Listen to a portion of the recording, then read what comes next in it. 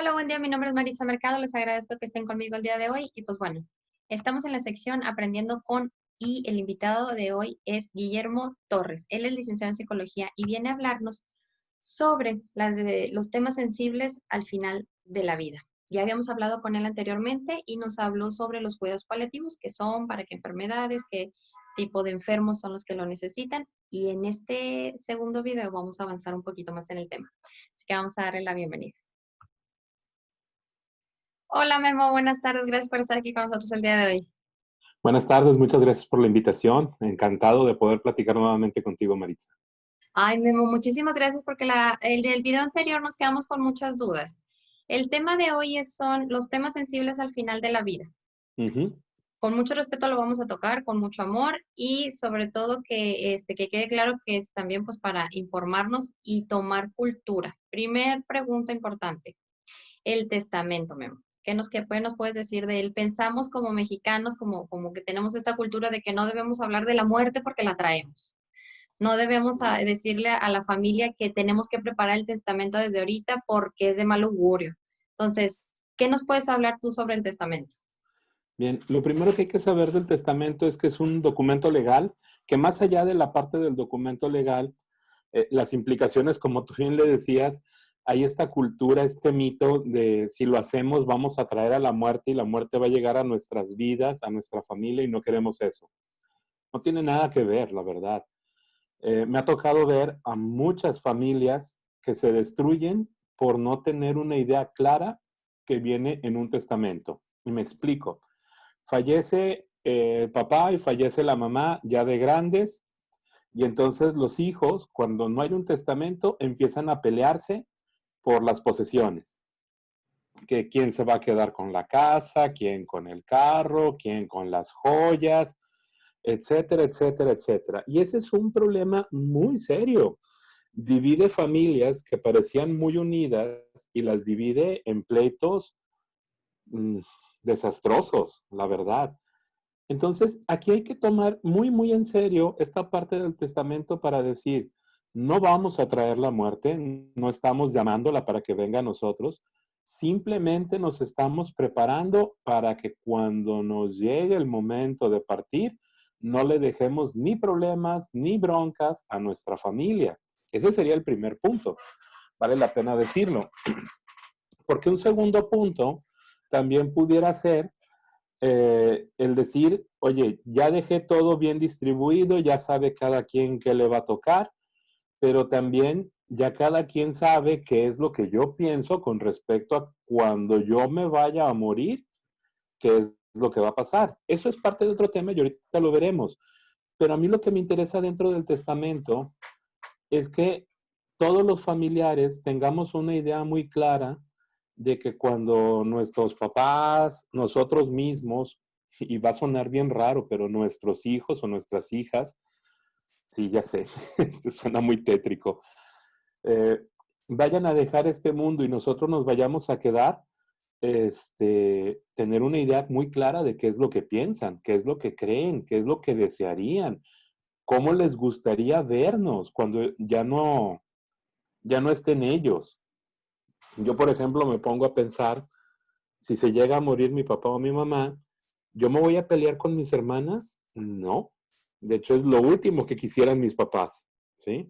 Entonces, no me voy a pelear con ellas, al contrario, las voy a apoyar, vamos a platicar, vamos a ver qué es lo más conveniente para la familia como todo un sistema y para también seguir protegiendo a los más pequeños, a los sobrinos y a los más pequeñitos de edad. El tener ideas claras acerca de lo que nosotros pensamos con la muerte o los últimos momentos o después de la muerte, y el testamento nos va a ayudar mucho para eso, son conceptos que pueden ayudar a que la familia siga estando unida, siga reuniéndose en Navidad, en cumpleaños, el Día del Padre, el Día de la Madre, etcétera, etcétera. ¿Sí me di a entender bien, Maritza? Sí, oye, lo dijiste yo creo que el punto clave.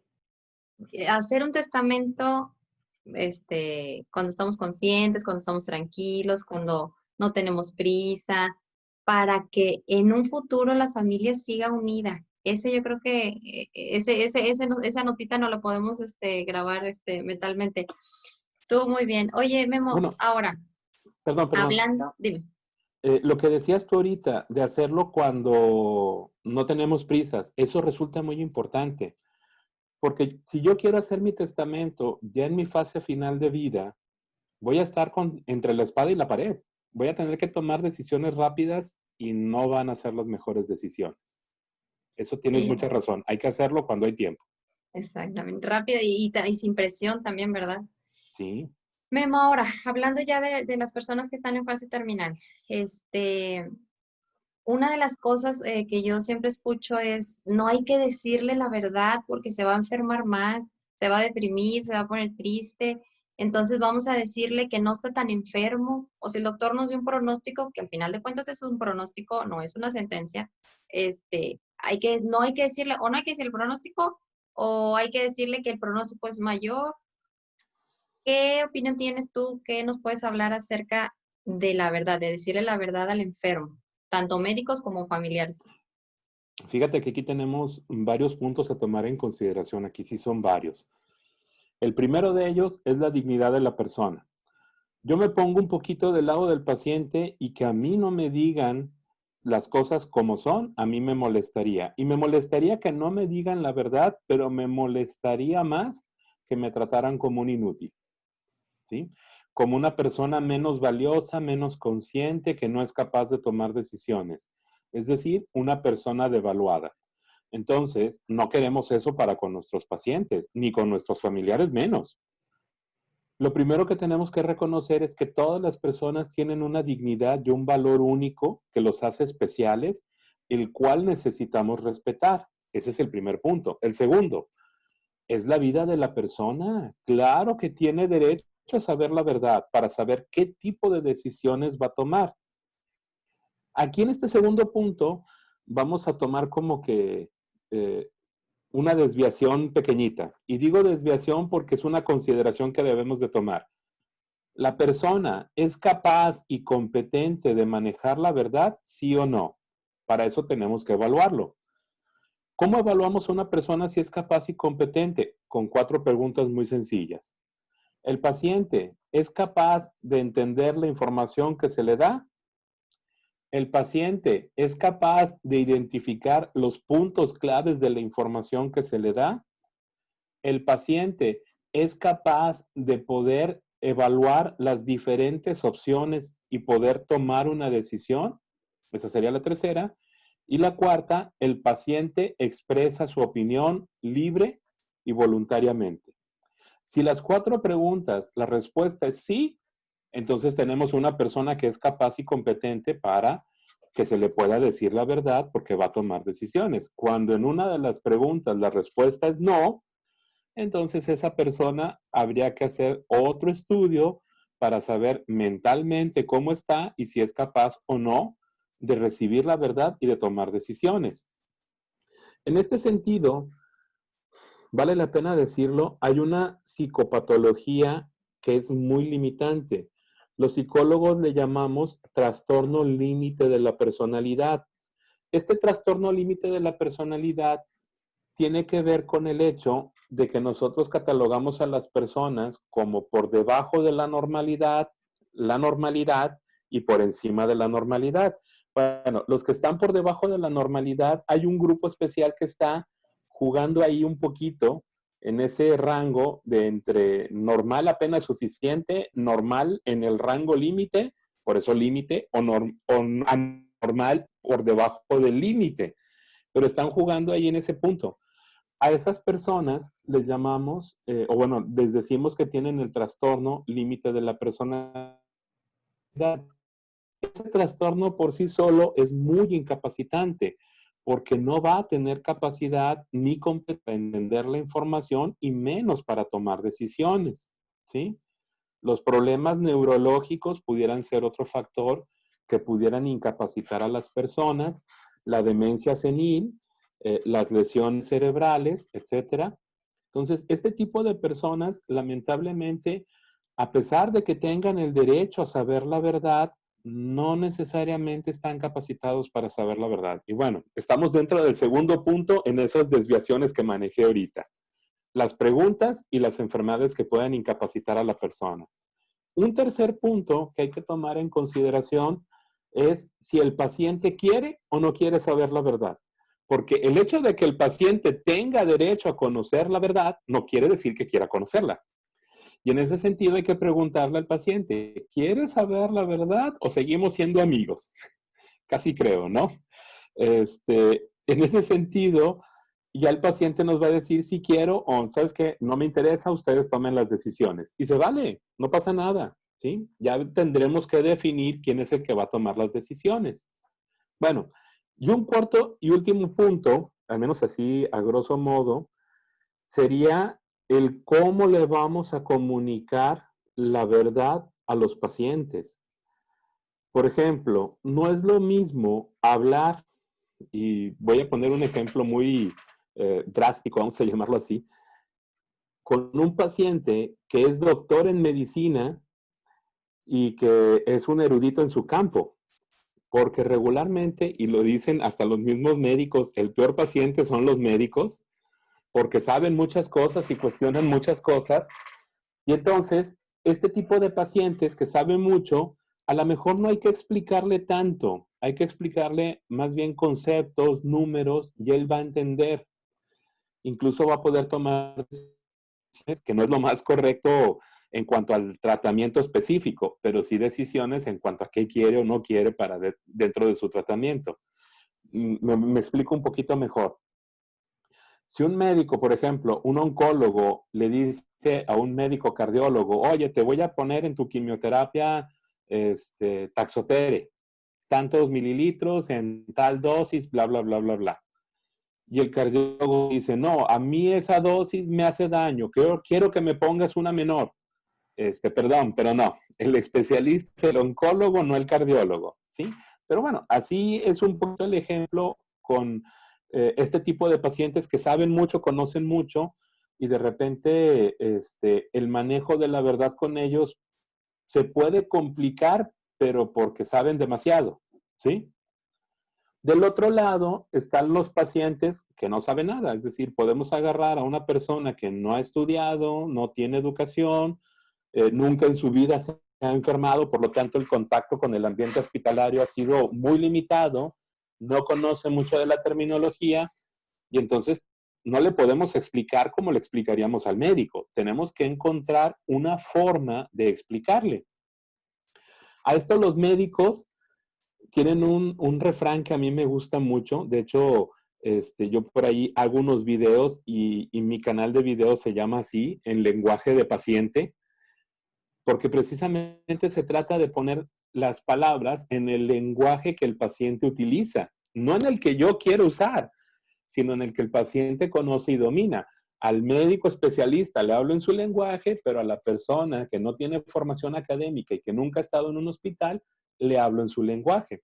Entonces, si te das cuenta, estos 4 puntos que nos van escalando para el manejo de la verdad van a ayudar para que el paciente pueda entender su realidad, pueda captar la información importante y en base a eso tomar decisiones que le puedan servir a tener una mejor calidad de vida. Porque eso es importante.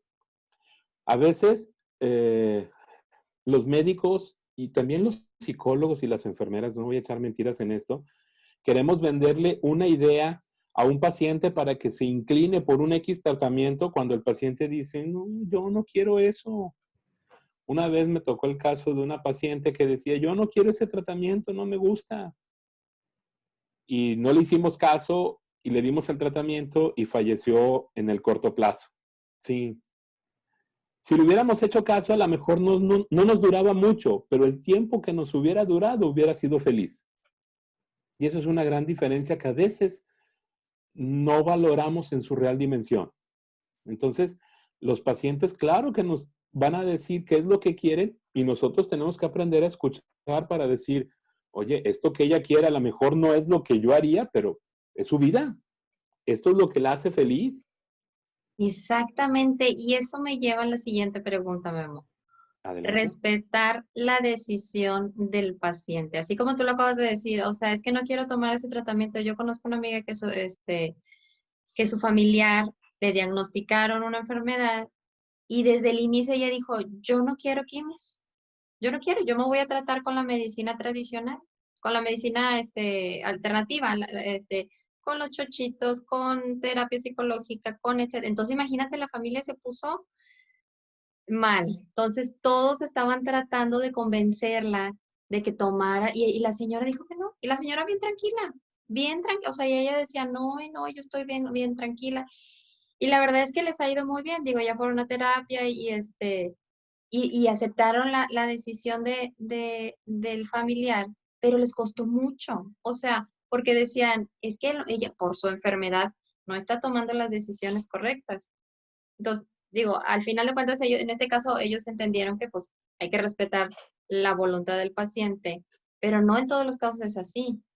Sí, de hecho, fíjate, aquí se mezcla un poquito lo del testamento con esto del manejo de la verdad, en donde lo primero que tenemos que reconocer es la dignidad de la persona y es su vida. Entonces, él va a vivir como quiera. Y dentro de esa vida, ahora sí hablando de la vida en general, tenemos que entender que la enfermedad y la muerte son parte de la naturaleza humana, nos van a suceder, nos guste o no. De hecho, como dice el refrán, lo único que tenemos seguro en esta vida es que nos vamos a morir, ¿sí? Entonces, si yo decido tomar un tratamiento alternativo, no necesariamente es garantía de que me voy a morir porque no me traté médicamente. Simplemente entendemos que es un camino diferente, está en todo su derecho de elegir eso, y si vive o muere, entender que esto es parte de una naturaleza. De hecho, pensémoslo también como dice el refrán, cuando te toca, ni aunque te quites, y cuando no te toca, ni aunque te pongas. La muerte nos va a llegar en el momento adecuado, es el juez más imparcial. Entonces, lo que vivamos de experiencias de enfermedad y experiencias cercanas a la muerte y cómo aprendamos y transmitamos ese conocimiento a nuestros seres queridos y quienes nos rodean, es lo que va a marcar nuestra trascendencia, ¿sí? No el hecho de que nos enfermemos o nos muramos. Eso nos va a suceder. Eso no nos hace especiales. Lo que nos hace especiales es cómo vivimos y afrontamos este tipo de experiencias. Esto es que el testamento y el manejo de la verdad son dos temas muy importantes porque sacan a relucir lo que hay adentro de nuestro corazón y lo planteamos hacia el exterior.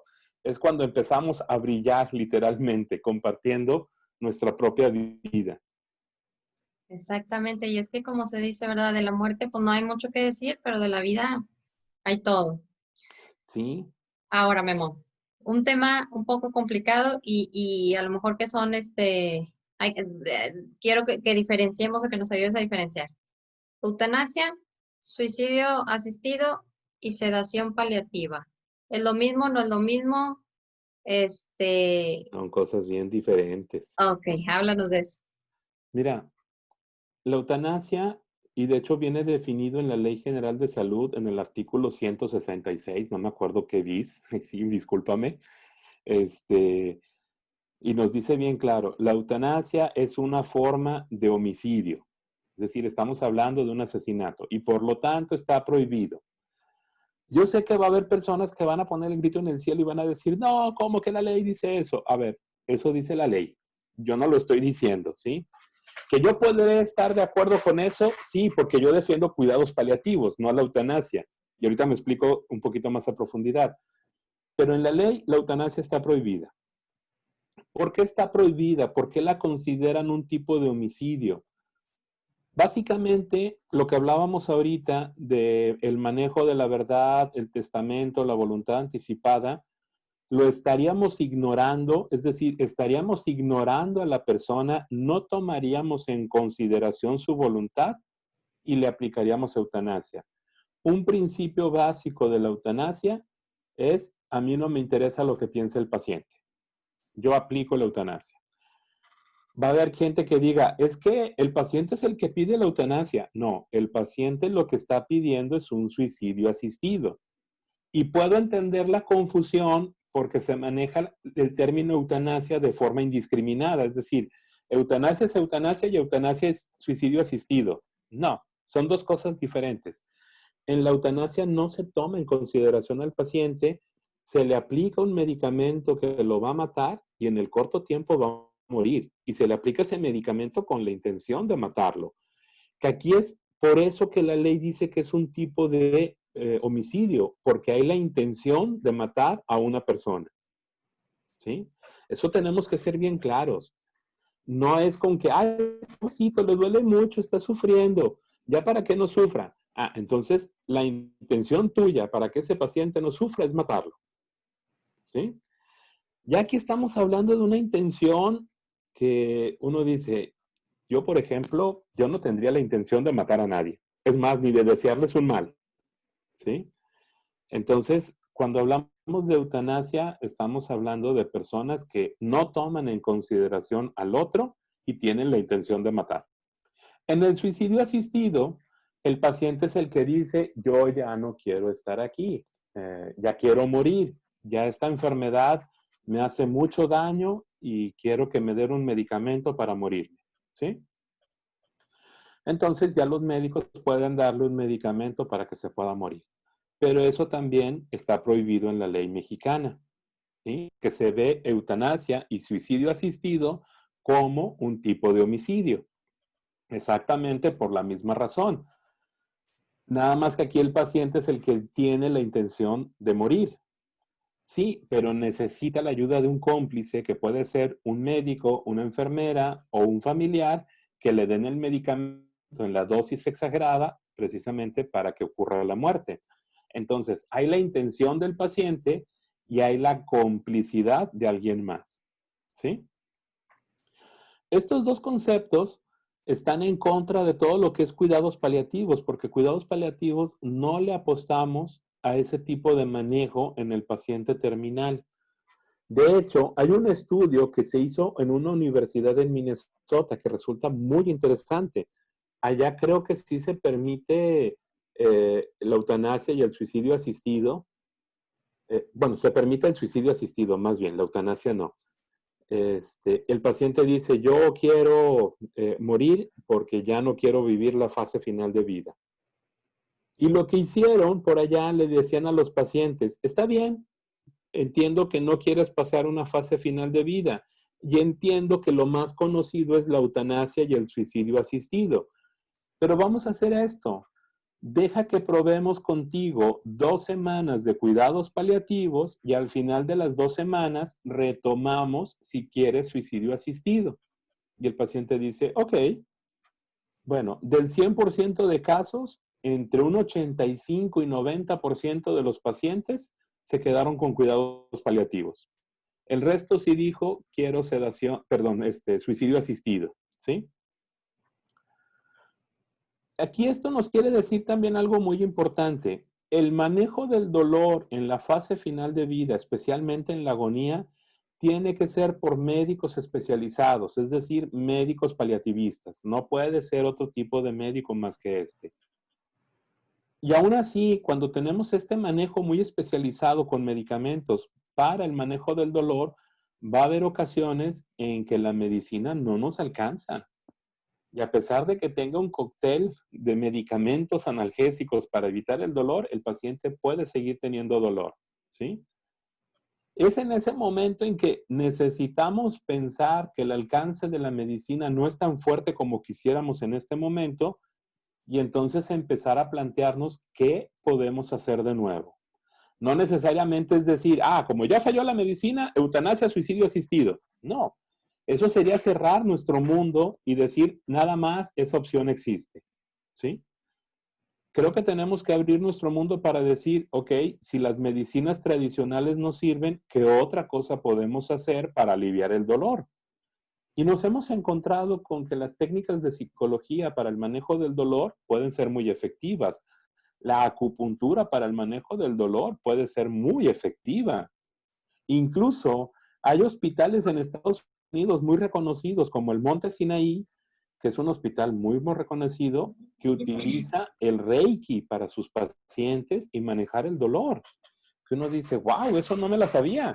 Pues sí, no nada más es o es medicina para el dolor o es eutanasia, suicidio asistido. O sea, hay más, el arcoíris es muy amplio y tenemos que considerar esa parte. Dentro de esto de eutanasia, suicidio asistido, también tendríamos que hablar de qué es lo que hace cuidados paliativos. Aparte del manejo del dolor, va a llegar un momento en que el paciente ya está muy cerca a 2 semanas, según la estadística, porque tampoco somos dioses para decir que se va a morir en 2 semanas, pero sí vemos signos que decimos, la estadística nos dice que el 80% o el 90% de los pacientes está muy cercano a la muerte. Entonces, ¿qué hacemos? Pues empezamos a preparar para hacer de ese proceso un proceso tranquilo, en paz, sin angustias, sin ansiedades, sin miedos, sin temores. Y hay ocasiones en que ese proceso está acompañado de mucho, mucho dolor, que era lo que estábamos hablando ahorita. ¿Qué hacemos? La sedación paliativa. ¿Y la sedación paliativa para qué nos va a servir? Precisamente para tener un manejo, no solo con medicamentos, sino que también con terapia psicológica y algunas otras cosas, tanto para el paciente como para la familia, y ayudarles a entender que un paciente que está dormido, tranquilito, con una respiración estable, sin hacer gestos, sin fiebre, sin movimientos, está sin dolor. Es decir, estamos dándole medicamento para el dolor y ese medicamento está ayudando a que el paciente esté tranquilo, a que no sufra, que es lo que estamos buscando. Y de la parte psicológica, ayudamos a los familiares para que puedan aceptar mejor este proceso en donde dicen, sí, ya estamos más cercanos de la muerte que de la salvación. Y esas 2 semanas con terapia, casi casi a diario, pueden generar un mundo de diferencia en cómo se va el paciente y cómo la familia se queda en cuanto a felicidad, tranquilidad, tristeza, versus cuando no lo viven. Obviamente la angustia es muy, muy difícil. Imaginemos, por ejemplo, a un paciente que está en esta fase final de vida, ya casi en agonía, con mucho dolor y con dificultad para respirar, y no le ofrecemos nada, sus indicadores en el monitor médico van a estar vueltos locos y los familiares van a decir, ¿qué le pasa? Háganle algo. En cambio, si lo tenemos en sedación paliativa, va a estar todo tranquilito, estable. De repente van a decir, ay, se durmió y ya, falleció en paz y en tranquilidad. Y de hecho, cuando escuchamos que las personas nos dicen eso, vemos su lenguaje no verbal y decimos, ah, mira, lo aceptó con tranquilidad. O sea, no hizo gestos de desaprobación, ni de enojo, ni de nada. Ya está descansando tranquilo. El mismo tono de voz nos da muchas ideas acerca de esto. Entonces, eutanasia, suicidio asistido, son tipos de homicidio, y hay que decirlo así, y sedación paliativa es un manejo correcto del dolor para el paciente y para los familiares. De hecho, aquí podemos resumir todo esto en 3 aspectos.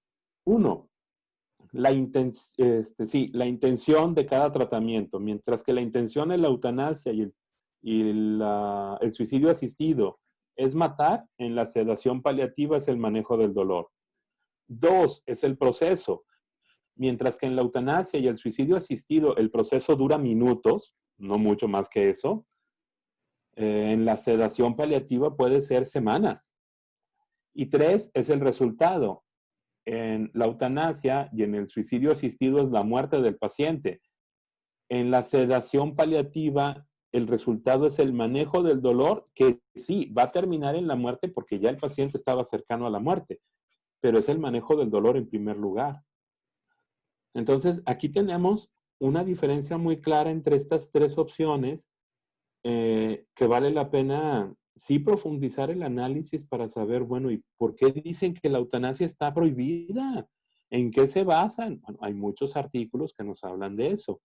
Y aquí también me voy a regresar a los temas anteriores, porque de repente podemos hablar de esta voluntad anticipada donde el paciente puede decir, ¿sabes qué?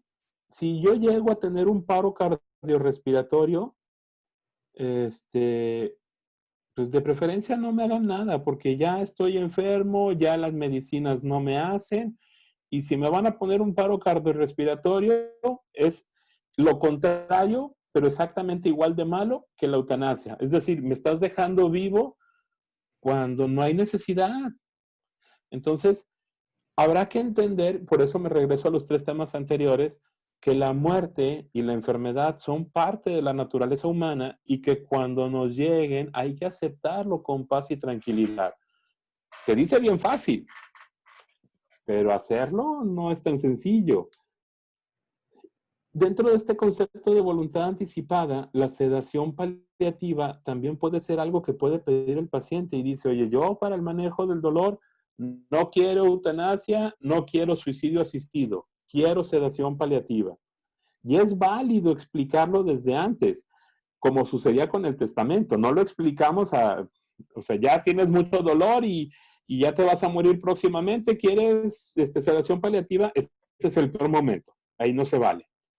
¿Cuándo tenemos que platicar de esto? Al menos 2 o 3 meses antes de que empecemos a ver este panorama de cercanía de la muerte. Y digo 2, 3 meses antes porque sería lo mínimo. De hecho, si podemos hacerlo 6 meses, 1 año antes, sería lo ideal. Es más, me voy más lejos. Tan pronto le diagnostiquen a una persona una enfermedad catastrófica, podemos hablar de todo este tipo de temas porque va a ser el momento para que la persona esté muy consciente acerca de lo que le está sucediendo y qué puede sucederle, ¿sí? Hay médicos que dicen, no, es que ni siquiera le estás dando la oportunidad de que lleve un tratamiento curativo. A ver, no se trata de quitarle la oportunidad, se trata de que él vaya generando ideas en las diferentes opciones, como dice la gente de sistemas, en el diferente árbol de decisiones o en las diferentes ramas del árbol de decisiones, que vaya tomando decisiones para saber cuál es el camino que vamos a tomar, ¿sí? De hecho, aquí sí tengo que ser muy claro. Cuando yo ya tengo el diagnóstico de una enfermedad, frente a mí no hay una realidad. Hay muchas opciones de realidades. ¿Qué decisiones quiero tomar yo en cada opción de realidad? Para que si se llega a cumplir una realidad, yo ya tenga ese árbol de decisiones tomadas y pueda vivir en consecuencia con ellas. Claro que esto es algo hipotético, esto es algo que no está escrito en piedra y que la voluntad anticipada también puede cambiar según el estado clínico del paciente o según las diferentes necesidades. Y es importante reconocerlo en ese sentido, porque entonces ya no vamos a estar con que, es que dijo esto y ahora dijo esto otro. Sí, puede cambiar, es flexible, tiene el derecho a hacer eso. Es como, por ejemplo, cuando nosotros teníamos que elegir la carrera universitaria y nuestros papás, bueno, ¿a cuál te vas? No sé, o sea, dame chance de ver. Quiero ver qué opciones tengo. Igual pasa aquí con los pacientes. Dame chance de ir viendo, de ir paso a paso para saber cuáles son las opciones que sí tengo que tomar y cuáles son las opciones que dejo de tomar. Sí, ya hice un árbol de decisiones en donde voy a ver qué puede pasar en cada realidad, pero cuando se acerque el momento, ahí voy a decidir si quiero seguir tomando esas decisiones o no. Y se vale. Y la sedación paliativa entra dentro de todo esto para decir, oye, pues si llega el momento y yo tengo mucho dolor y la única forma es esta, adelante. Yo no quiero sufrir y no quiero que mi familia sufra. De hecho, ahí vale la pena decir que hicieron una pequeña investigación, una encuesta con médicos de Estados Unidos y les preguntaban, oye, ¿quieres que te hagan diálisis en la fase final de vida? Y los médicos, entre el 80 y el 90% decían no. ¿Quieres que te pongan un tubo de alimentación? No. ¿Quieres que te pongan un respirador? No. O sea, así muchas cosas que luego los médicos recomiendan, la verdad. Y luego les preguntaban, ¿quieres cuidados paliativos? Y el 80%, 85% decía, sí, sí quiero. Esto resulta muy, muy curioso, porque vuelvo a insistir, los médicos de repente recomiendan todo este tipo de manejos, pero cuando les toca a ellos es, yo no quiero. Y entonces hay que plantearle a los médicos también que cuando nos vayan a dar un consejo, piensen qué decisión tomarían ellos o qué decisión tomarían en el lugar de sus papás o de sus hijos. Para que más no... Exactamente, es que hay que tener como empatía también, digo, es mucho dolor, mucha tristeza, es mucha preocupación, pero hay que tener empatía con el enfermo. Memo, nos dejas igual otra vez con bastantes preguntas, porque sobre todo en este último punto hay mucho, mucho por qué, por dónde irnos, por dónde investigar. Entonces yo te invitaría a un segundo, de un tercer, un cuarto video, que nos acompañes para hablar un poquito más de este tema. Con mucho gusto. Memo, ¿sí? muchísimas gracias. Te agradezco de veras que hayas estado con nosotros el día de hoy. ¿Dónde te podemos encontrar? Yo estoy en la clínica Opción Oncología en Degollado, entre Padre Mier y Matamoros, en la colonia Obispado. Ok. Y ahí, mi teléfono es 81 19 16 8941. Muy bien. Nos dices que tienes un canal, Memo, en Bueno, YouTube. es un canal que tiene muy poquitos videos. De hecho, yo ya no he tenido tanto tiempo de hacer videos. Tengo 3, 4 videos por ahí. Está con mi nombre, Guillermo, bueno, creo que es Guillermo JTN, y ahí pongo los videos de en lenguaje de paciente. No es algo que haya podido esforzarme mucho, voy a ser sincero, porque sí he tenido algo de trabajo últimamente y entonces he dejado de hacer estos videos. Pero la idea es esa, hablar en ese lenguaje para que todos tengamos una idea más clara, ¿sí? Sí, sí, no, y aparte de toda la información es súper bienvenida porque yo creo sobre todo en estos temas necesitamos más cultura y más aquí en México. Sí. Memo, te agradezco muchísimo. Muchas gracias por la invitación. Y pues bueno, yo me despido de todos ustedes. Nos vemos próximamente en esa sección llamada Aprendiendo con. Y recuerda, dale like y suscríbete. Gracias.